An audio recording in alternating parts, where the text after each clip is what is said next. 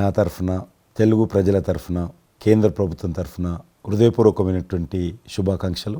ఎందుకంటే తెలుగు సినీ పరిశ్రమలో అక్కినేని నాగేశ్వరరావు గారి తర్వాత మీరు పద్మవిభూషణ్ తీసుకోవడము మాకందరికీ గర్వకారణం. మీ యొక్క 45 ఏళ్ల సినీ జీవితంలో పునాది రాళ్ళు వేసుకుంటూ స్వయం కృషితో ఈరోజు ఎదుగుతూ వస్తున్నారు.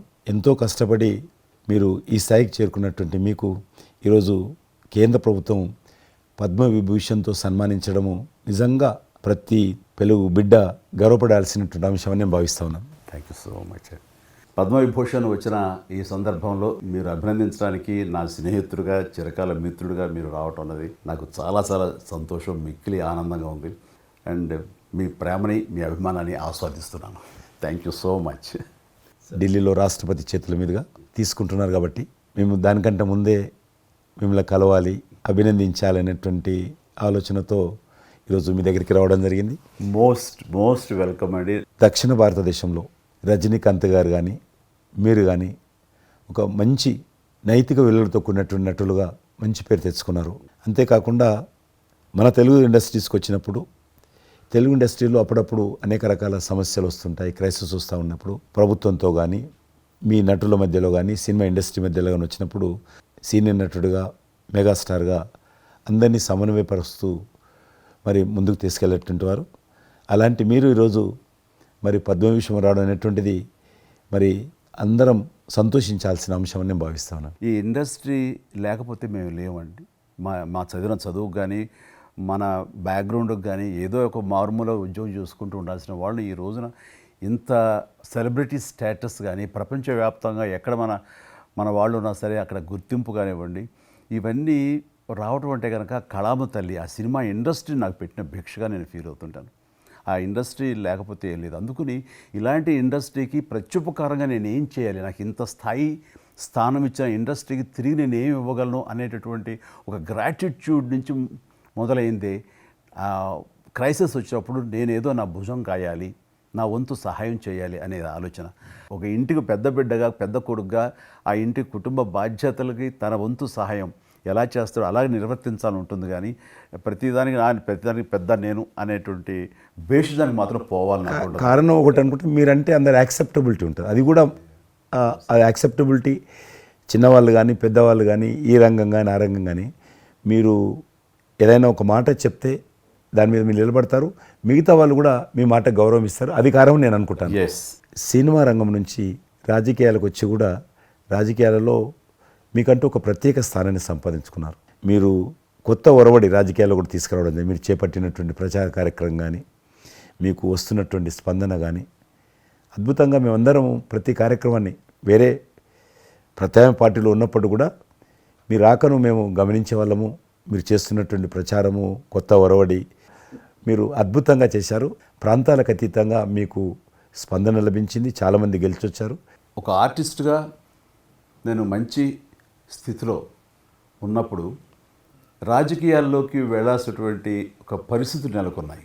ఆ సమయంలో నేను ప్రజలకి ఏదో చెయ్యాలనే తప్పనే ప్రధానం తప్ప ఎలాంటి పొజిషన్స్ ఏమిటి దీని నాకు దృష్టి లేదు. ఎందుకంటే అన్నిటికీ మించి ఉన్నతమైన స్థానాన్ని వాళ్ళ మనసులో వాళ్ళు ఇచ్చిన తర్వాత దానికి మించి నాకు ఏది కావాలి కోరిక లేదు నాకు. అయితే ఏదో చిన్న ఎత్తున మనకి తెలిసి మనకు అందుబాటులో ఉన్నటువంటి చారిటబుల్ ట్రస్ట్ ఇవి పెట్టి చేస్తాను, నేత్రదానం అని, రక్తదానం అని చేస్తున్నాం. కానీ పెద్ద ఎత్తున చేసే అవకాశం భగవంతుడు ఇస్తే కనుక అది చిత్తశుద్ధితోటి నేను మనసావాచ కర్మేణ చెయ్యాలి అని ఆ రకంగా నా కృతజ్ఞత తీర్చుకోవాలని మాత్రం చూపించాలని మాత్రం నాకు ఎప్పుడు ఉంటుండేది. నాకు ఇప్పటికి జ్ఞాపకం ఉంటుంది.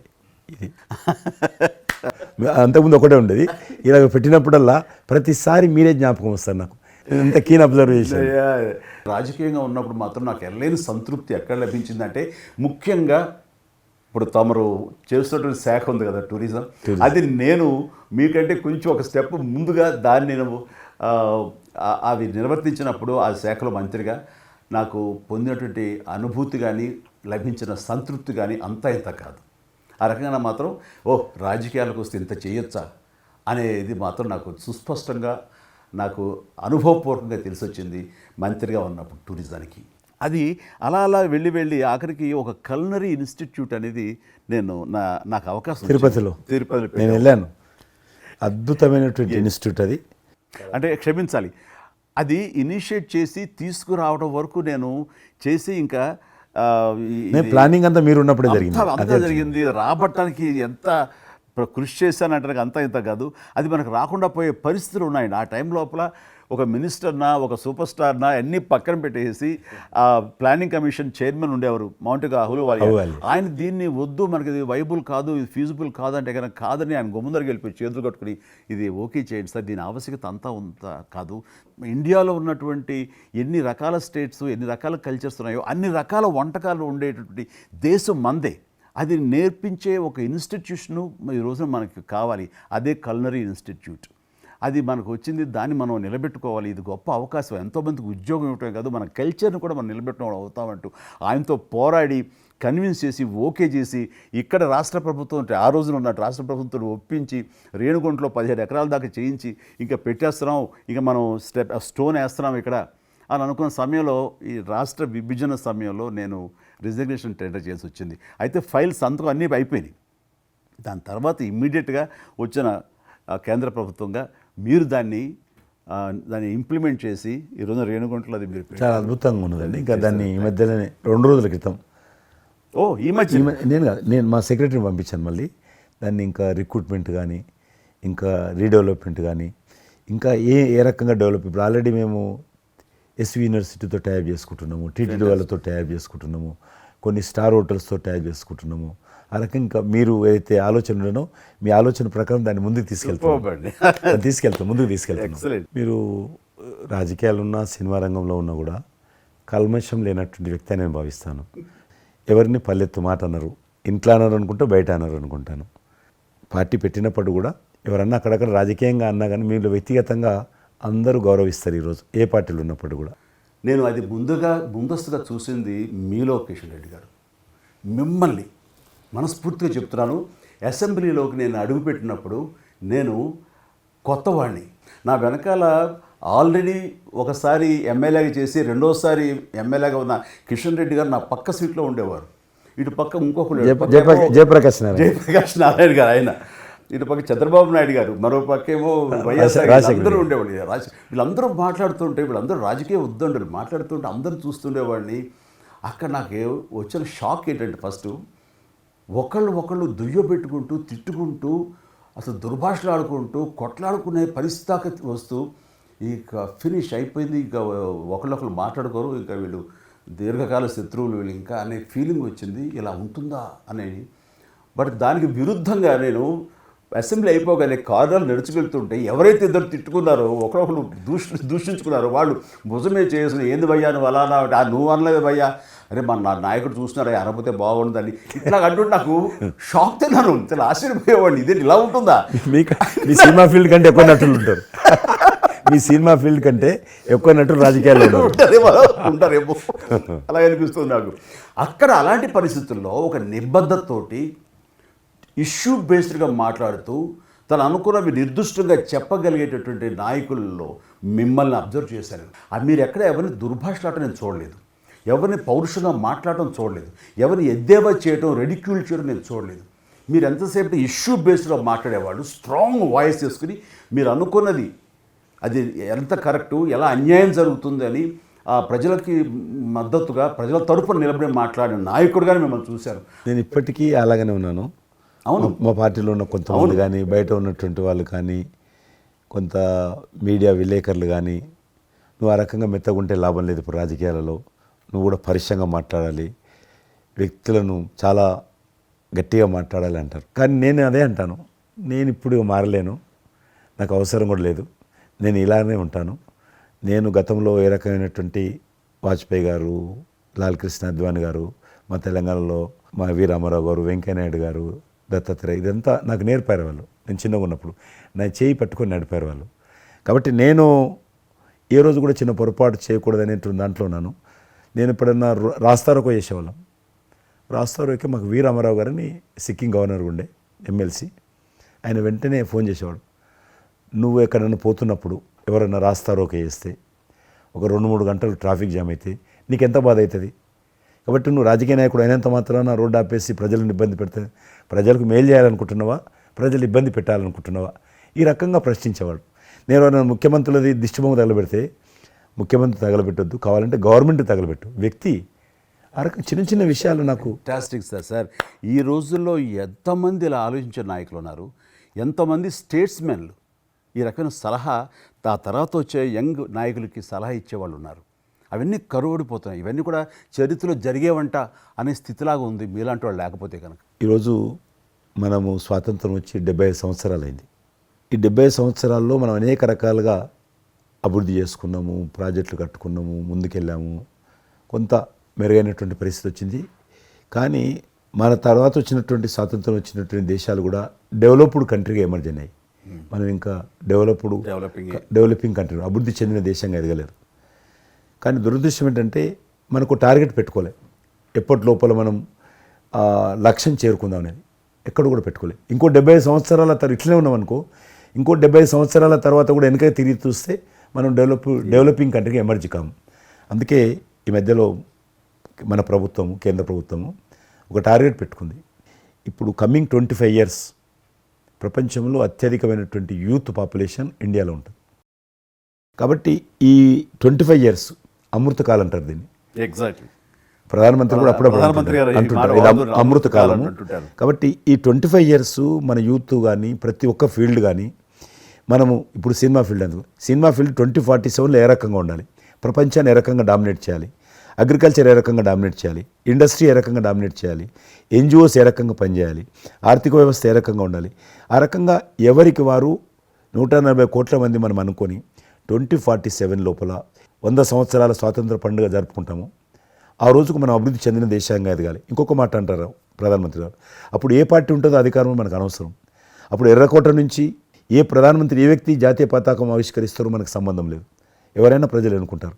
కానీ ఆ రోజుకు మన దేశం ప్రపంచంలో డెవలప్డ్ కంట్రీ స్థాయికి ఎదిగి 3, 4, 5 ఉంటే అట్లో మన దేశం ఉండాలి అనేది అని ఈరోజు మనం అందరం ఒక లక్ష్యంగా పెట్టుకొని ముందుకెళ్తే యూత్ ఏదైతే అంటున్నారో మీరు, ఆ యూత్ కూడా మరి వాళ్ళ జీవితం సాఫల్యం చెందినట్టు అవుతుంది. ఇప్పుడు డెవలప్డ్ కంట్రీస్లో మనది ఆర్థికంగా చూసుకుంటే కనుక ఆర్థిక వ్యవస్థగా మనది 5వ కంట్రీగా డెవలప్ అయింది. లార్జెస్ట్ ఎకానమీ ఈ మధ్య కాలంలో, ఈ మధ్య సంవత్సరాల్లో, ఒక దశాబ్ద కాలం లోపల. ఇప్పుడు వచ్చే 5 సంవత్సరాల్లో మనం థర్డ్ ప్లేస్ చేరుతాం. ఇప్పుడు యూకే లాంటి మనల్ని పరిపాలించి మన ఆక్రమించుకొని పరిపాలించినటువంటి బ్రిటన్ కూడా వెనకకి నెట్టేసి 5వ స్థానానికి వచ్చేసి వచ్చేటువంటి 5 సంవత్సరాల్లో ఖచ్చితంగా మనం 3వ స్థానంలోకి లార్జెస్ట్ ఎకానమీ కంట్రీగా మనం ఎమర్జ్ అవుతాం. 100%. అవన్నీ ఇప్పుడు జరుగుతున్నటువంటి ఈ యొక్క డెవలప్మెంట్స్, ఈ ఆర్థిక సంస్కరణలు ఇవన్నీ చూస్తుంటే ఖచ్చితంగా ఆ రోజు ఎంతో దూరం లేదు మీరు చెప్పినట్లుగా. మీ తెలిసి మధ్యలో G20 సమావేశాలు నిర్వహించినప్పుడు నేను మీతోటే మాట్లాడాను. శ్రీనగర్ అంటే ఎట్లా ఉండని పరిస్థితి తెలుసు. ఈ టూరిజం మినిస్ట్రీకి 4 మీటింగ్లు అవుతాయి. ఒక మీటింగ్ అక్కడ పెట్టాలని నిర్ణయించుకున్నప్పుడు ప్రధానమంత్రి అన్నారు, సినిమా ఫీల్డ్ మీద చర్చించండి, ఎందుకంటే సినిమా ఫీల్డ్ ఎక్కువగా షూటింగ్లు చేసేవాళ్ళు. మేము చిన్నగా ఉన్నప్పుడు జమ్మూ కాశ్మీర్ వెళ్ళలేదు ఎవరం కూడా, కానీ దేశంలో ఉన్నటువంటి కోట్లాది మంది కాశ్మీర్ అందాలను చూశారు సినిమాల కారణంగా. ఎవరు పోలేదు అక్కడికి, కానీ చూశారు. కాబట్టి ఆ సినిమా ఫీల్డ్కి సంబంధించినటువంటి సెషన్ పెట్టాలి మీరు అని చెప్పి ప్రధానమంత్రి గారు చెప్పి ఆయన ఆదేశించిన తర్వాత ఈ సినిమా ఫీల్డ్కి సంబంధించి అన్ని దేశాలకు సంబంధించినటువంటి ప్రముఖులందరినీ కూడా ఆహ్వానించాం. అప్పుడు మేము మీటింగ్ పెట్టాలంటే పాకిస్తాన్ అన్ని దేశాలకు లెటర్స్ రాసింది, చైనా లెటర్స్ రాసింది, టెర్రరిస్ట్ ఆర్గనైజేషన్స్ అన్నీ కూడా హెచ్చరించాయి. జమ్మూ కాశ్మీర్కి వస్తే Kashmir is a disputed place అది, కాబట్టి ఎవరు రావద్దు, వస్తే మాత్రము ఏమైనా అవుతే మాకు సంబంధం లేదని పాకిస్తాన్ కూడా అందరూ హెచ్చరించారు. బట్ ప్రైమ్ మినిస్టర్ చెప్పాడు, ఎట్టి పరిస్థితుల్లో మీటింగ్ పెట్టి తీరాలి, నువ్వు నాకు అనవసరం, నీకేం కావాలో నేను అన్ని ఏర్పాటు చేస్తాను. ఆ తర్వాత నేను మీతో మాట్లాడి ఆ రోజు అప్పుడే కాశ్మీరు అనగానే మీరు కాశ్మీరు లోయల్లో కన్యాకుమారి ఇలాంటి సాంగ్స్ ఎన్నో మాకు గుర్తుకొచ్చినాయి. అలాంటిది మళ్ళీ మీరు మీ పార్టిసిపేషను ఉంటే బాగుంటుంది అనుకున్నప్పుడు ఆ టైంలో నేను రాలేని పరిస్థితిలో రామ్ చరణ్ వస్తే బాగుంటుంది, అతను RRR సినిమా ఆస్కార్ అవార్డు తోటి తను మంచి ఆస్కార్ అవార్డు వచ్చింది, బాగుంటుంది ప్రధానమంత్రి గారు చెప్పాను.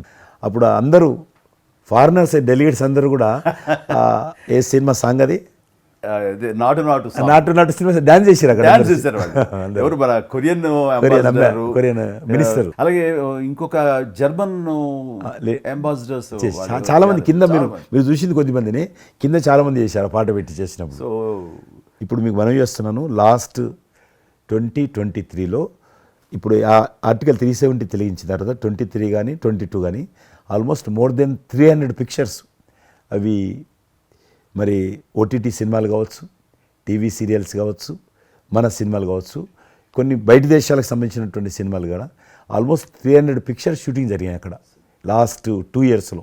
మళ్ళీ తిరిగి మీ ప్రభావంతో ఆయన నరేంద్ర మోడీ గారి చొరవతోటి ఇలాగా G20 కల్చర్ ముఖ్యంగా టూరిజం సంబంధించి సినిమాలను ఎంకరేజ్ చేస్తూ మీరు తీసుకున్న చొరవ, అందులో రామ్ చరణ్కి మీరు ఇచ్చేటువంటి ప్రాధాన్యత ఇవన్నీ కలిపినప్పుడు ఫస్ట్ నా వైఫ్ తన ఫ్రెండ్స్ తోటి ఎక్కడికి వెళదాం ఈ హాలిడే అంటే వాళ్ళ ఫ్రెండ్స్ అందరూ కలిపి కాశ్మీర్కి వెళ్ళారు. అన్నిటికీ మించి మన భారత జాతీయ జెండా రెపరెపలాడుతుంది. ఆడుతున్నది మీకు తెలుసలేదు, మా పార్టీ తరఫున మాకు మురళీ మనోహర్ జోషి గారు ఉండేవారు, పార్టీ అధ్యక్షుడు అద్వానీ గారి తర్వాత. ఆయన కన్యాకుమారి నుంచి కాశ్మీర్ వరకు యాత్ర తీసాం మేము. ఏంటో తెలుసా డిమాండ్, అక్కడ శ్రీనగర్లో జాతీయ పతాకం ఎగరడం, దానికోసం ఉద్యమం చూడండి, ఒక జెండా ఎగరడం కోసం. ఆడికి మిలిటరీ మధ్యలో పోలీస్ ఫైరింగ్ల మధ్యలో ఒక జెండా మేము జమ్మూ కాశ్మీర్ కానీ ఆపేశారు మమ్మల్ని. అక్కడ నుంచి మిలిటరీ విమానంలో తీసుకుపోయి ఆయన ఒక్కరిని అక్కడ జెండా ఎగిరినట్టు చేసి మనం తీసుకొచ్చారు. దల్ లేక్ అని ఉంది అక్కడ, ఉన్నది కదా. మొన్న 15th ఆగస్ట్, ఇంతకుముందు 15th ఆగస్ట్ ఏదైతే మనము 70 సంవత్సరాల పండుగ జరుపుకున్నాము, 50,000 మంది అమ్మాయిలు అబ్బాయిలు స్కూల్ పిల్లలు అందరూ చేతులలో 3 రంగుల పతాకాలు పట్టుకొని దల్ లేక్ చుట్టూ ఊరేగింపు చేశారు. అది మార్పు. ఇంకొకటి నాకు సంతోషం ఏంటంటే, మీరు రాజకీయాలకు రాకముందే మీకంటూ ఒక ప్రత్యేక స్థానం సర్వీస్ యాక్టివిటీలు, చిరంజీవి చారిటబుల్ ట్రస్ట్ చాలా పెద్ద ఎత్తున చేయడం అనేటువంటిది నిజంగా అది చాలామందికి ఆదర్శమైంది. మిమ్మల్ని చూసిన తర్వాత చిరంజీవి గారు పెట్టిన అంత పెద్ద నటు పెట్టడం మనం చేయకూడదని వాళ్ళ స్థాయిలో పెట్టినటువంటి చాలా సంస్థలు మీ నుంచి స్ఫూర్తి తీసుకొని పెట్టారనేది నాకు తెలిసిన వాళ్ళు కూడా చాలామంది చెప్పారు. కాబట్టి అది గొప్ప విషయం. మీకు ఎందుకు వచ్చిన ఐడియా?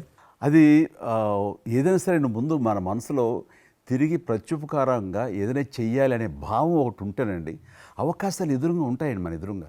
అలా చూసినప్పుడు ఆ టైంలో రక్తం దొరకక చనిపోయే వాళ్ళు చాలామంది ఉన్నారు. అది గర్భస్రావంతో, డెలివరీ సమయంలో, యాక్సిడెంట్ సమయంలో కొంతమంది క్షతగాత్రులు, అట్లాగా లుకేమియా కానివ్వండి, క్యాన్సర్ కానివ్వండి, ఇలాంటివి తలసేమియా కానివ్వండి, ఇలాంటి చాలామంది ఉన్నారు. ఇంతమంది జనాభా ఉన్న ఈ దేశంలో రక్తం ఇచ్చేవాళ్ళు లేకుండా పోయారు. ఎందుకంటే రక్తం అనేది ల్యాబుల్లో తయారు చేసేది కాదు, ఒక మనిషి మరొక మనిషికి దానం ఇస్తేనే జరిగేది. సో ఆ మాత్రం ఆల్టర్నేటివ్ లేదు, ప్రత్యామ్నాయం లేదు. సో ఇది కేవలం మంచి మనసుతోటి ఉండేవాళ్ళు ఇచ్చేదే. వాళ్ళని మోటివేట్ చేయాలంటూ నేను ఏం చేస్తానంటే, నా ఫ్యాన్స్ని ఫస్ట్ మోటివేట్ చేద్దామని దీని ఆవశ్యకత చెప్పడం కోసంగా షార్ట్ ఫిల్మ్స్ కానివ్వండి, ఎక్కడ పెడితే అక్కడ నేను ఇవ్వటం మొదలుపెట్టేసరికి ఈ రోజున రక్తం ఇవ్వటం కోసంగా ముమ్మరంగా ముందుకు రాగలుగుతున్నారు అంటే దాన్ని ఇనిషియేట్ చేసింది, దానికి ముందస్తుగా దాన్ని మోటివేట్ చేసింది నేను అని చెప్పుకోవడానికి నాకు గొప్ప విషయం అండి. కానీ మీరు ఒక ఉద్యమంలాగా తయారు చేశారు దాన్ని, ఒక మూమెంట్ లాగా తయారు చేసి మిషన్కి hats off to my fans and motivate అయిన ధర్మాత్ములు, మంచి మనసు ఉన్న వాళ్ళు ఎంతోమంది ముందుకు వచ్చారు. వాళ్ళందరికీ కూడా ఈ సందర్భంగా చేతులెత్తి నమస్కరిస్తాను. ఇక్కడ మీ గురించి నేను ఇంకోటి విన్నాను, మీరు ఏదైతే నా సేవా కార్యక్రమాల గురించి మీరు ప్రస్తావించారో అదే సమయంలో నేను కోవిడ్లో కూడా నేను కొంచెం యాక్టివ్గా ఉండి మా కార్మికులకి సంబంధించి 3 నెలల పాటు 4 నెలల పాటు నా మిత్రులని సహకారంతో నేను కొంత అమౌంట్ తోటి సినిమా ఫీల్డ్లో పనిచేస్తున్నటువంటి దాదాపు ఆఫీస్ బాయ్ నుంచి మొదలు పెడితే టెక్నీషియన్స్ వరకు కూడా మీరు చాలా పెద్ద ఎత్తున 14,000 మందికి నేను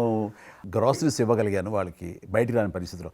బట్ అదే పరిస్థితిలో మీరు దేశవ్యాప్తంగా మీరు ముఖ్యం ఇక్కడ మన రాష్ట్రానికి సంబంధించి తెలంగాణలో మీరు ఫ్రంట్ లైన్లో ఉండి ప్రతి వాళ్ళని పరామర్శిస్తూ, ప్రతి హాస్పిటల్కి వెళుతూ ఎవరైతే ఆ రోజున ఫ్రంట్ లైన్ హీరోస్ ఉన్నారో వాళ్ళందరినీ పరామర్శిస్తూ మీరు అద్భుతంగా పెద్ద ఎత్తున చేశారు. అదే కాకుండా మన ఇండియా లెవెల్లో మీరు corona command control room, corona command control room మీకు మీ ఆధ్వర్యంలో జరిగింది. అప్పుడు మీరు చేసిన సేవల గురించి దేశం ప్రస్తావించారు. అంటే అప్పుడు నోడల్ మినిస్ట్రీ హోమ్ మినిస్ట్రీ ఉండింది.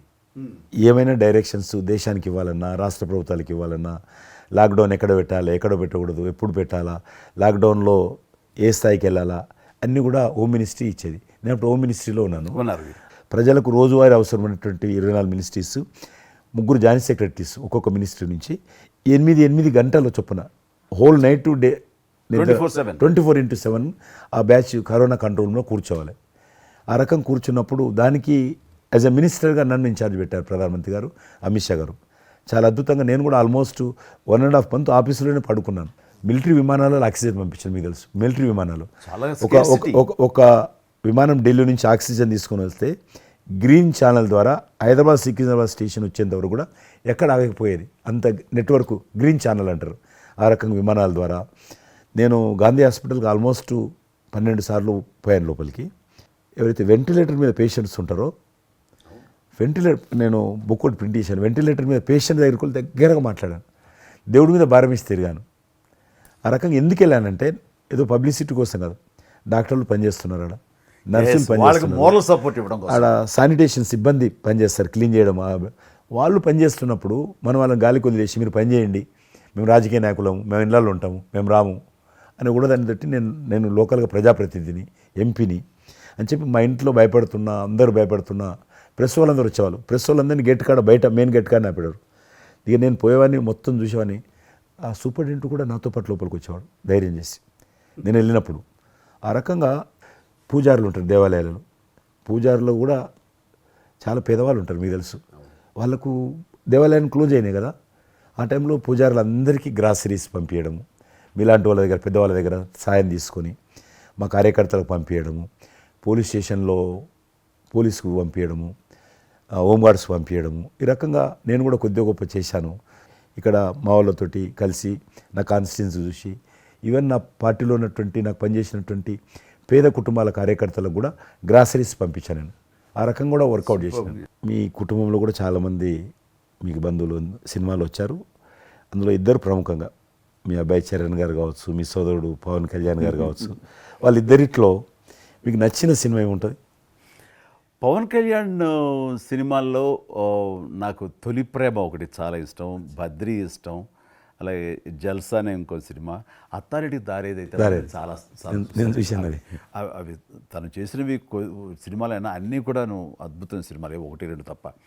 అండ్ చరణ్ రెండో సినిమా మగధీర నభూత నా భవిష్యత్. మీరు అసెంబ్లీలో నాకు వచ్చి చెప్పారు, ఏది మగధీర రిలీజ్ అయిన రోజు ఉన్నారు మీరు, జ్ఞాపకం ఉందో లేదు మీకు? కరెక్టే కదా, మీరు షేర్ చేశారు. చాలా బాగా నడుస్తుంది మా అబ్బాయిది, మంచి అదే టైం సార్ మీరు అసెంబ్లీలో కూడా చెప్పారు మాకు, మామూలుగా మాట్లాడుతున్నారు. మగధీర చాలా అద్భుతంగా వచ్చింది, చిరంజీవి అని మీరు ఎంత సంతోషపడిపోయారో. మీకు రాజకీయంగా మీ తదనంతరం లేదా మీతో పాటు మీ బంధుగణంలో కానీ, మీ బంధువులో కానీ, మీరు ఎంకరేజ్ చేసే మీ శిష్య వర్గంలో కానీ ఎవరైనా ఉన్నారా? అంటే నేను మా కుటుంబం నుంచి ఎవరిని ప్రోత్సహించలేను. ఎవరన్నా ఇష్టం ఉంటే వాళ్ళు రావాలి ఫ్యూచర్లో, నేను ప్రోత్సహించలే ఎవరిని కూడా. నాకు పార్టీలో గ్రూప్ అంటూ లేదు. అందరూ పార్టీ కార్యకర్తలందరూ నా గ్రూపే, పార్టీయే నా జెండా. ఆ రకంగా నేను ఎవరిని వ్యక్తిగతంగా నా మనిషిని ప్రోత్సహించుకోవడము, లేకపోతే మా కుటుంబ సభ్యులను ప్రోత్సహించడం అనేటువంటిది, ఎవరైనా రాజకీయాలు అంటే వాళ్ళ స్వేచ్ఛ, మనం బలవంతంగా తీసుకొచ్చి నిలబెట్టారు అనేది నేను జనాలు కూడా అనుకోలేదు ఇప్పటివరకు అయితే. ఈ ఫ్యూచర్ ఏమైతే చెప్పలేను ఇప్పటికైతే. మీరు ఒక గ్రూపు, నా కార్యకర్తలు నా గ్రూప్ అని మీరు అంటే నాకు ఒక విజువల్, ఒక ఫోటోగ్రాఫ్ గుర్తుకొస్తుంది. మీరు వైట్ హౌస్ ముందు మీరు కొంతమంది కార్యకర్తలు అలా ఉన్నారు, కానీ వాళ్ళు నిశ్చితంగా చూస్తే నరేంద్ర మోడీ గారు ఉన్నారు ఆ టైం లోపల. మీకు అప్పటి నుంచి కూడా నరేంద్ర మోడీ గారితో సత్సంబంధాలు ఉండేవా? అద్వానీ గారు ప్రెసిడెంట్ ఉన్నప్పుడు 1994లో నేను అప్పుడు యూత్ వింగ్లో పనిచేస్తున్నాను. American council of young political leaders, అది యుఎస్ గవర్నమెంట్ ఏజెన్సీ. వాళ్ళు ఏం చేసేవాళ్ళంటే కొన్ని ముఖ్యమైనటువంటి దేశాల నుంచి అప్పుడప్పుడు యూత్ డెలిగేషన్, పొలిటికల్ పార్టీకి సంబంధించినటువంటి యూత్ డెలిగేషన్, యంగ్ లీడర్స్ అంటారు, యంగ్ లీడర్స్ని పిలిచి మా దేశం ఏ రకంగా అభివృద్ధి చెందుతుందో మీరందరూ చూసి మీరు మీ దేశాల్లో మాకు దేశం గురించి ప్రచారం చేయాలి, వాళ్ళ కాన్సెప్ట్ అది. అద్వానీ గారు ముగ్గురిని సెలెక్ట్ చేశారు. నన్ను హైదరాబాద్ నుంచి, తెలంగాణ ఉమ్మడి రాష్ట్రం ఆంధ్రప్రదేశ్ నుంచి, కర్ణాటక నుంచి అనంత్ కుమార్ అని చనిపోయారు, మినిస్టర్ ఉండేవారు, సివిల్ ఏవియేషన్ మినిస్టర్ ఉండేవాడు, కల్చర్ మినిస్టర్, ఆయన చనిపోయారు మధ్యలోనే. అక్కడ గుజరాత్లో ఆర్గని పార్టీకి సెక్రటరీ ఉండేవాడు నరేంద్ర మోడీ గారు, అప్పుడు మినిస్టర్ కాదు ఇంకా మా ముగ్గురిని సెలెక్ట్ చేసి ఢిల్లీకి పిలిచాడు. పిలిచి ఇట్లా మీరు పార్టీ తరఫున పోవాలి అని చెప్పి, నన్ను కూడా నువ్వు పోవాలన్నప్పుడు నాకు పాస్పోర్ట్ లేదు, నాకు చాలా చిన్న ఏజీ, ఫ్లైట్లో మొదటిసారి పోయినా నేను. తొందర రమ్మంటే మా పార్టీ ఫ్లైట్ టికెట్ ఇస్తే పోయాను. మాట్లాడినాక వారు చెప్పారు మీరు ముగ్గురు అని కూర్చున్నాక ఇంటి ముందోటి కటింగ్ షాప్ ఉంది, నరేంద్ర మోడీ గారి గడ్డ ఉంది, నాకు గడ్డ ఉంది, చిన్నోని. మీరు ఇద్దరు క్లీన్ షేవింగ్ చేసుకురా అన్నాడు. నరేంద్ర మోడీ ఇంటి మా అమ్మ పోయిన క్లీన్ నాకు చూపించాలండి మళ్ళీ వచ్చి. మళ్ళీ పోయి క్లీన్ షేవింగ్ చేసుకొని నరేంద్ర మోడీ గారు మేము ఇద్దరం, ఎందుకంటే అయినా మీరు పార్టీ రిప్రజెంట్ చేయడం లేదు, మీరు ఇండియాని రిప్రజెంట్ చేస్తున్నారు, టైంకి రావాలా, టైం పోవాలని చెప్పి మమ్మల్ని పంపించిన తర్వాత నరేంద్ర మోడీ గారు, మీరు చూడండి ఆ ఫోటోలో ఆయన సంఖ్యకు ఒక బ్యాగ్ ఉంటుంది, ఆ బ్యాగులో పుస్తకము పెన్ ఉంటుంది. మేము రాజులాగా పుస్తకం లేదు, పెన్ లేదు, మేము పోతుంటే అందులో భాగంగానే వైట్ హౌస్ లోపల రానిచ్చేవాళ్ళు చాలా దూరంకి వెళ్ళి, కానీ చూపించేవాళ్ళు బయట ఉండే కొంత అమెరికా, ఇది వైట్ హౌస్ అక్కడ కనిపిస్తుంది, అందులో అది ప్రెసిడెంట్ రూము, ఇక్కడ కనిపిస్తుంది కిచెను, ఇది కాన్ఫరెన్స్ హాలు, బయట నుంచి అందరు చెప్పేటోళ్ళు చాలామంది ఉండేవాళ్ళు. అదే నేను చూసి గైడర్స్, టూరిస్ట్ గైడ్స్ ఉంటారు కదా, వాళ్ళు చాలామంది అక్కడ పోతే చెప్పేవాళ్ళు. ఆ రకంగా అక్కడ దిగినటువంటి ఫోటో అది. ఎందుకు రిలీజ్ చేశానంటే, ప్రధానమంత్రి గారు అయిన తర్వాత నాకు ఫోన్ చేశాడు, కిషన్ ఏమన్నా మీ దగ్గర ఫోటోలు ఉన్నాయా? ఆయన దగ్గర లేవు పాపం. ఓకే, నాకు ఫోన్ చేశాడు. నేను ఎమ్మెల్యే క్వార్టర్స్లో అవన్నీ ఫోటోలు తీసినాక ఇంత కట్ట ఉండే కానీ అన్నీ అంటుకొని ఒకటి మనకు తెలియదు కదా, మొత్తం పడిపోయినాయి. 8 ఫోటోలు దొరికినాయి. అందులో ఏదో ఒకటి దొరికింది, బోటు థమ్స్అప్ తాగుతూ, అప్పుడు థమ్స్అప్ తాగొద్దని కూడా తెలియదు, ఇది మల్టీనేషనల్ కంపెనీ అటువంటి ఏం లేదు అప్పుడు. బోట్ నడిపిస్తున్న ఫోటో, ఇవన్నీ కూడా కొన్ని దొరికితే పంపించాను. ఆయన ఏ వైట్ హౌస్ ముందు అయితే నేను ఫోటో దిగాను గేట్ కాడ, ఈరోజు అదే వైట్ హౌస్ ఆహ్వానం మేరకు వైట్ హౌస్ లోపలికి వెళ్తున్నానని ఆ ఫోటో రిలీజ్ చేశాడు. Excellent experience. ప్రైమ్ మినిస్టర్ ఆ ఫోటో, అది అప్పుడు బయటకు ఆ ఫోటో బయటకు వచ్చింది. ఆ రోజు ప్రైమ్ మినిస్టర్ గారు అయిన తర్వాత అమెరికాకి వెళ్తున్న రోజు రిలీజ్ చేసిన ఫోటో అది. మీరు మాకు ఒక మాట ఇచ్చారు, మీరు మన ఆఫీస్ ఏదైతుందో టూరిజం ఆఫీసు ఢిల్లీలో నేను వస్తాను, మన ఇద్దరం ఒకసారి ఎందామని అన్నారు. కానీ మీ ఒత్తిడి కారణంగా, మన ఒత్తిడి కారణంగా జరగలేదు. ఇంకా అది రేపు ఎలక్షన్స్ తర్వాత మళ్ళీ అది చెప్పలేము కాబట్టి అది నేను చెప్తున్నాను, మీరు అక్కడే ఉంటాను, వస్తాను. అది కాకుండా మీరు నాకు ఇంకా జ్ఞాపకం, ఆఫీస్లో ఉన్నప్పుడు నాకు గర్వం ఫీల్ అవుతాను. ఎందుకంటే మీరు పెట్టిపోయినటువంటి ఫోటోలు, ఇండియాకి సంబంధించినటువంటి టూరిజం డెస్టినేషన్ యొక్క ఫోటోస్ ఏవైతున్నాయో అవి ఇంకా ఆ రకంగానే ఉన్నాయి. నేను అడిగిన ఎవరు పెట్టారంటే చిరంజీవి గారు పెట్టారంటారు. డ్రైవర్ కూడా మీకైతే డ్రైవర్ ఉండను, అతను ఇప్పుడు నా దగ్గర ఉన్నాడు, రణధీర్. మీకు చెప్తుంటాడు, సార్ మై చిరంజీవి సాబ్ కా భీ మై సాబ్ డ్రైవర్, మై చలాయితా ఉనకా గాడి ఢిల్లీ మే, అది ఆప్కు మే చలా రూమ్ సాబ్ అంటాడు. ఇంకా ఉన్నాడు పాపం. చాలా సీనియర్ అండి అతను, చాలా మంచి. మన ఉమ్మడి ఆంధ్రప్రదేశ్ ఉన్నప్పుడు మనం ఇండియాలోనే మనమే ఆరోగ్యశ్రీని ప్రారంభించామన్నది నాకు తెలిసినటువంటి వాస్తవం. ఆ తర్వాత మిగతా రాష్ట్రాలు కూడా వ్యాపించింది అనేది చాలా ఇది. అలాంటి ఆరోగ్యశ్రీకి కిషన్ రెడ్డి గారే ఆద్యులు, అంకురార్పణ చేసిన వాళ్ళు అని బయట బాగా వెనుకడు ఉంది. ఆ తర్వాత ప్రభుత్వాలు పికప్ చేసాయి. అది ఎందుకు, ఎలాగా, అది మీరు ఎట్లా ఇనిషియేట్ చేశారు ఆరోగ్యశ్రీ అనేది? 2004 నేను ఎమ్మెల్యే అయినప్పుడు పేరున్న మందకృష్ణ మాదిక్ గారు, ఆయన వాళ్ళకి సంబంధించినటువంటి ఎస్సీ వర్గీకరణ మీద పోరాటం చేస్తూనే సామాజిక సమస్యల మీద కూడా పోరాటం చేసేవారు. దివ్యాంగులకు పెన్షన్ పెంచాలని ఆయన తిరుగుతున్నప్పుడు ఈ అనేక జిల్లాలలో గుండె జబ్బులు ఉన్నటువంటి పిల్లలు జన్మించేవాళ్ళు. వాళ్ళకి ఆ రోజు ఒక ఆపరేషన్ చేయాలంటే 10 లక్షలు, 12 లక్షలు, 13 లక్షలు అయ్యేది. పేదవాళ్ళకి అది అవకాశం ఉండేది కాదు. చాలామంది చనిపోయేవాళ్ళు కూడా. అప్పుడు రాజశేఖర రెడ్డి గారు ముఖ్యమంత్రిగా ఉన్నారు. మేము ట్యాంక్ బండ్ కింద అంబేద్కర్ భవనం ఉంది, అక్కడ మీటింగ్ పెట్టుకున్నాము. ఒక 3000 మంది పసిపిల్లలు వాళ్ళ తల్లిదండ్రులు వచ్చారు. మీటింగ్ అయినాక ఆ మీటింగ్లోనే ఒక అబ్బాయి చనిపోయాడు. ఇప్పుడు ఏం చేయాలి ప్రాబ్లం? సేమ్ అబ్బాయి అంతే వచ్చాడు, చిన్న పసిబాబు అందే వచ్చాడు, అబ్బాయి చనిపోయాడు. మేము ఏం చేసినాం, నేను మందకృష్ణ గారు కలిసి, నేను కూడా ఉద్యమానికి వెళ్ళాను. ఆ అబ్బాయి డెడ్ బాడీ పట్టుకొని అంబేద్కర్ ట్యాంక్ బండ్ నుంచి అంబేద్కర్ విగ్రహం దగ్గరకు వచ్చాం. మాతో పాటు ఆ పసిపిల్లలందరినీ తీసుకొచ్చాం, 3000 మంది పసిపిల్లలు. అంబేద్కర్ విగ్రహం, ట్యాంక్ బండ్ అంబేద్కర్ విగ్రహం మొత్తం ఆ పిల్లలు వాళ్ళ తల్లిదండ్రులు కూర్చున్నాం, డెడ్ బాడీ పెట్టుకొని కూర్చున్నాం. ఎట్టి పరిస్థితుల్లో రాష్ట్ర ప్రభుత్వము ఈ అందరికీ కూడా ఉచితంగా చిన్నపిల్లలందరూ కూడా ఆపరేషన్ చేయించాలి, ప్రైవేట్ హాస్పిటల్లో కానీ ఎక్కడైనా వాళ్ళ ఇష్టం చేయించాలి, వీళ్ళ ప్రాణాలు కాపాడాలని డిమాండ్ తోటి కూర్చున్నాం.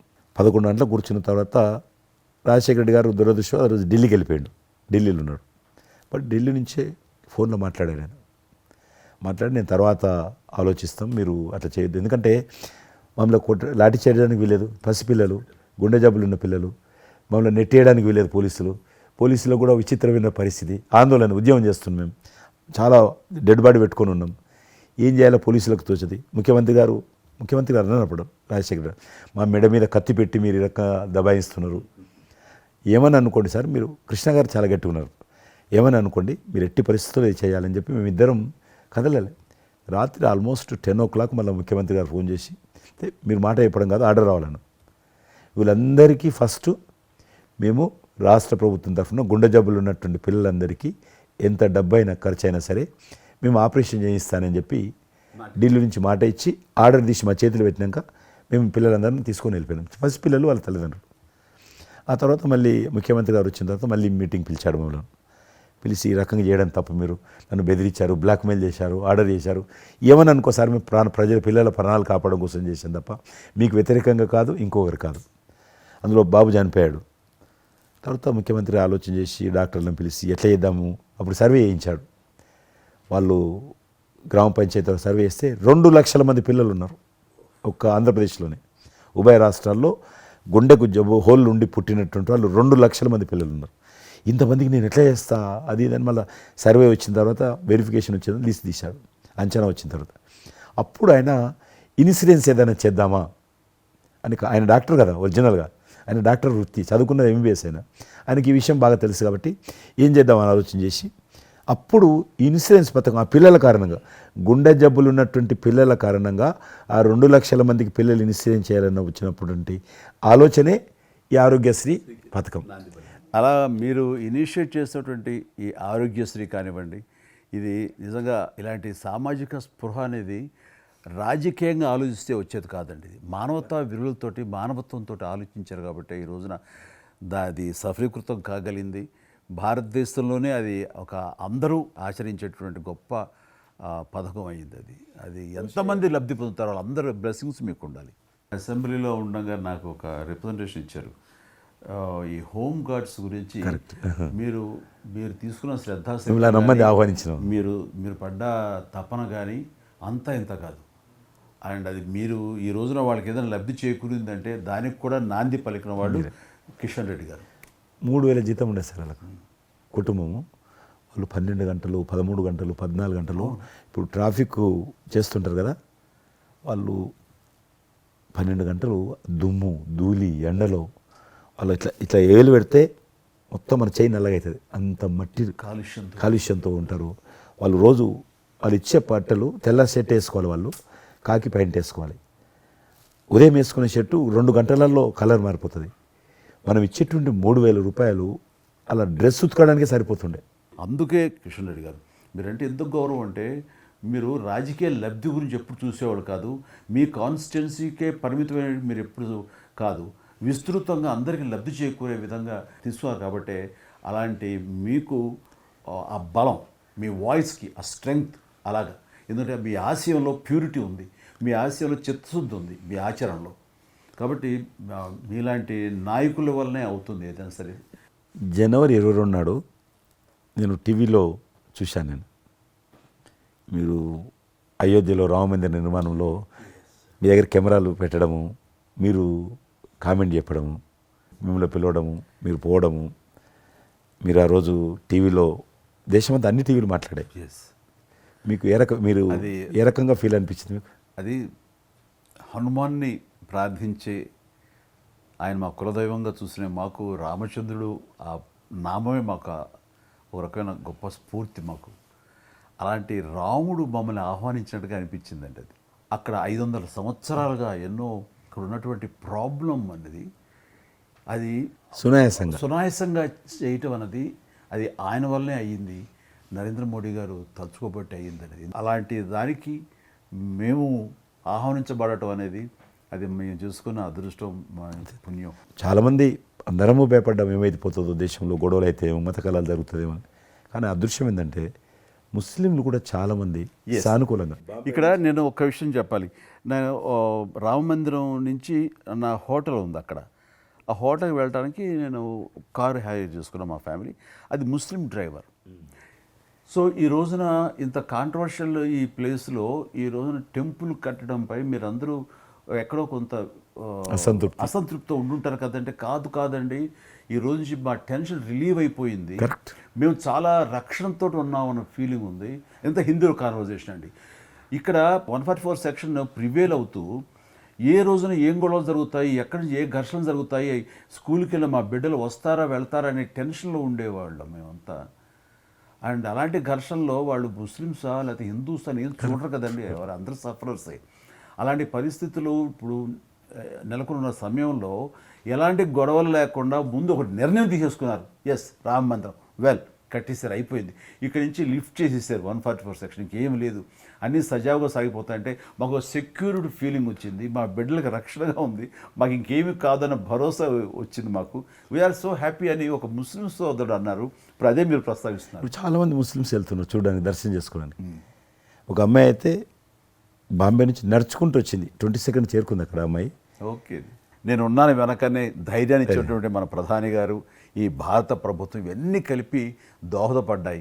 అందుకని ఆయన ఒక మాట అన్నారు అయోధ్య టైంలో, మొన్నటిదాకా టెంట్లో రాముడిని చూసాం, ఇంకా రాముడికి ఆ పరిస్థితి లేదు, ఆయన ఒక పర్మనెంట్ స్ట్రక్చర్లో ఉంటాడు అని అన్నప్పుడు అందరూ మంచి రెస్పాన్స్ ఇచ్చారు, బాగా రెస్పాండ్ అయ్యారు.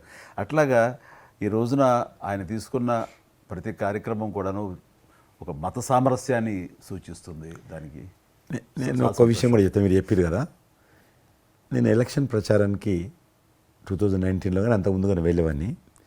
డిఫరెంట్ రీజన్స్ మా పార్టీకి సంబంధించి కావచ్చు, ఇతరత్ర కావచ్చు. మేము వెళ్తున్నప్పుడు ముస్లిం సమాజాన్ని బస్తీలు కూడా వస్తాయి కొన్ని, మేము ఎంత మైకులు పెట్టుకొని డ్రమ్ కొట్టుకుంటూ పోయినా కూడా ఒక్కరు కూడా బయటకు వచ్చేవాళ్ళు కాదు. ఇప్పుడు పరిస్థితి త్రిపుల్ తలాక్ అని ఒకటి ఉండేది, అది ముస్లింలో ఒక సాంప్రదాయం. అది ఏదైనా భర్త కోపం వచ్చినా 3 సార్లు తలాక్ అంటే ఆడబిడ్డ ఇంటి నుంచి వెళ్ళిపోవాలి. 3 సార్లు అంటే తలాక్ అంటే వెళ్ళిపోవాలి. అయితే దాన్ని మోడీ గారు త్రిపుల్ తలాక్ సిస్టాన్ని చట్టం చేసి ఇది చేయడానికి వీల్లేదు, ముస్లిం మహిళలకు కూడా హక్కులు ఉంటాయి అని చెప్పి ఆయన చేశాడు. అప్పుడు కూడా చాలామంది భయపెట్టించారు, మత కళాలు జరుగుతాయి, అట్లా వేయొద్దు, నువ్వు ముస్లిం పర్సనల్ విషయాల్లో మీరు జోక్యం చేసుకుంటున్నారంటే ఆయన చాలా వివరంగా చెప్పాడు. ఈరోజు నువ్వు ఒక భర్తగా నీ భార్యకు తలాక్ అని ఇచ్చేసి పంపించేస్తున్నావు. రేపు నువ్వు తండ్రి అవుతావు, తండ్రి అయిన తర్వాత కూడా మీ అల్లుడు నీ కూతురుకు తాకని విడాకులు ఇచ్చి పంపిస్తే అప్పుడు నువ్వు ఎంత బాధపడతావు? కాబట్టి ఏ తండ్రి అయినా సరే అట్లా ఉంటుంది. కాబట్టి ఇది ఈ రకమైనటువంటి ఉండకూడదని చెప్పి ఆయన త్రిపుల్ తలాక్ రద్దు చేస్తే, నేను ప్రచారానికి వెళ్తున్నప్పుడు అంతకుముందు బయటకు వచ్చేవాళ్ళు కాదు. ఉదాహరణకు నేను ఇట్లా పోతున్నాను అనుకోని, రోడ్డు రథం మీద నేను పోతుంటే ఇటు సైడ్ నుంచి ఒక ముస్లిం అలా భార్యను కూర్చుని పెట్టుకొని మోటార్ సైకిల్ మీద నడుపుకుంటూ వచ్చేవాడు. ఇప్పుడు ఏం చేస్తున్నట్టు భర్తకు చూడకుండా ఎన్నుకున్నటువంటి భార్య పరద లేపి ఇట్లా నాకు ఊపుతున్నచ్చి, ఇది నేనే సాక్ష్యం. అంత మార్పు వచ్చింది. కట్టన్స్ ఓపెన్ చేసి బస్తీలలో పోతే ఇండ్ల ముందుకు వెళ్తుంటే ముస్లిం ఆడబిడ్డలు వచ్చి, మాతృమూర్తులు వచ్చి, తల్లులు వచ్చి చేతులు ఊపుతున్నారంటే నిజంగా సంతోషం. అంటే ఆడబిడ్డలో 10 కోట్ల మంది ముస్లిం ఆడబిడ్డలు ఈ దేశంలో, కానీ అది రావడంతో వాళ్ళకు ధైర్యం వచ్చింది, వ్యతిరేకత లేకుండా ఏ ప్రొటెస్ట్ లేదు. అదే ఫస్ట్ ఆఫ్ ఆల్ విజయం. కాబట్టి ఈరోజు ఆ రకంగా మీరు చెప్పిన దాన్ని బట్టి వాతావరణం మార్పు వచ్చింది. ఈరోజు మత కళాలు లేవు, కర్ఫ్యూలు లేవు. హైదరాబాద్లో ఎన్ని గొడవలు జరుగుతుండే, ఒక్క గొడవ లేదు ఎక్కడ. బాంబేలో, యూపీలో ఎక్కడ చూసినా మత కళాలు ఉండేది. ఈరోజు ఆల్మోస్ట్ 98% కమ్యూనల్ క్లాసెస్ అయిపోయినాయి. ఎక్కడ కూడా కర్ఫ్యూ అనే లేదు. దేశంలో ఎక్కడో దగ్గర కొన్ని నగరాలలో కర్ఫ్యూ ఉంటుండేది, కొన్ని నగరాల్లో మత కళాలు జరుగుతుండేది. ఎక్కడో ఒక దగ్గర యూపీలోనూ, మధ్యప్రదేశ్లోనూ, మహారాష్ట్రలోనూ, ఇప్పుడు బీహార్లోనూ ఎక్కడ లేదు. ఈవెన్ జమ్మూ కాశ్మీర్ లాంటి రాష్ట్రంలో కూడా 144 సెక్షన్ లేనటువంటి పరిస్థితి ఉన్నది. మీరు వేయచ్చా అంటున్నారు కదా, అద్భుతంగా ఉంది మాట. అది నరేంద్ర మోడీ గారు చాలా విజనరీగా ఆ రకంగా చేశారు. చాలా సంతోషం కృష్ణరెడ్డి గారు, మీరు నన్ను అభినందించడానికి అవార్డు తీసుకుంటున్న సమయంలో ఆ పురస్కరించుకుని మీరు వచ్చినందుకు, నన్ను అభినందించినందుకు ధన్యవాదాలు తెలియజేస్తూ, మీతో ఇంతసేపు సంభాషించడంలో ఎన్నెన్నో విషయాలు తెలుసుకున్నాను, నాకు అనుభవపూర్వకంగా తెలిసినవి మీతో పంచుకున్నాను. అండ్ మీలాంటి నాయకులు రావాలి, ఉండాలి, మరి ఎంతోమందికి ఇన్స్పిరేషన్గా ఉండాలి. మీ ఆశయాలు, మీ ఆచరణలు, మీ సమస్య పరిష్కార మార్గాలు, అలాగే మీ నాయకుల యొక్క ఆయన ఆశయాలు, ఆయన యొక్క మార్గదర్శకంగా మీ ముందుండి మిమ్మల్ని ముందు నడిపించే విధంగా, తద్వారా అందరూ కలిసి భారతదేశాన్ని మీరు చెప్తున్నట్టుగా అభివృద్ధి చెందిన దేశాల్లో ఒక దేశంగా పెట్టే స్థితికి మనం వెళ్ళాలనే ఆశాభావం మీ అందరితో పాటు నాకు ఉంది. అండ్ మరొకసారి మీకు ధన్యవాదాలు. తప్పకుండా మీరు జీవితంలో ఇంకా మరెన్నో మెట్లెక్కాలి, ఇంకా మీకు మంచి భవిష్యత్తు ఉంది. ఇటు సినిమా రంగానికి సేవ చేయాలి, అటు సమాజంలో కూడా సేవ చేసేటువంటి అనేక రకాల, సమాజం అంటే ఒక రాజకీయాలే కాదు, అనేక రకాలుగా మీరు చేస్తూ ఉన్నారు ఇప్పటికీ. కాబట్టి రేపు భగవంతుడు ఏం చేస్తారు ఎవరి చేతుల్లో లేదు. కాబట్టి మీరు నిండా నూరేళ్ళు ఉండి ఈ దేశానికి, ఈ ప్రజలకు సేవ చేయాలని నేను మనస్ఫూర్తిగా కోరుకుంటూ మరొకసారి పద్మవిభూషణ్ అందుకుంటున్న సందర్భంగా మీరు నా హృదయపూర్వకమైనటువంటి శుభాకాంక్షలు. Thank you. అలాగే మీకు ఈ ఎన్నికలు విజయవంతం కావాలని మనస్ఫూర్తిగా కోరుకుంటూ, ఖచ్చితంగా మీరు మళ్ళీ ఏ మినిస్ట్రీలో ఉంటారో, ఎక్కడ ఉంటారో అనేది నాకు మన చేతుల్లో లేదు. తెలుస్తుంది. అండ్ వచ్చి మిమ్మల్ని అలా కలుస్తాను నేను ఇచ్చిన మాట ప్రకారం. ఆల్ ద వెరీ బెస్ట్ అండి. Good luck.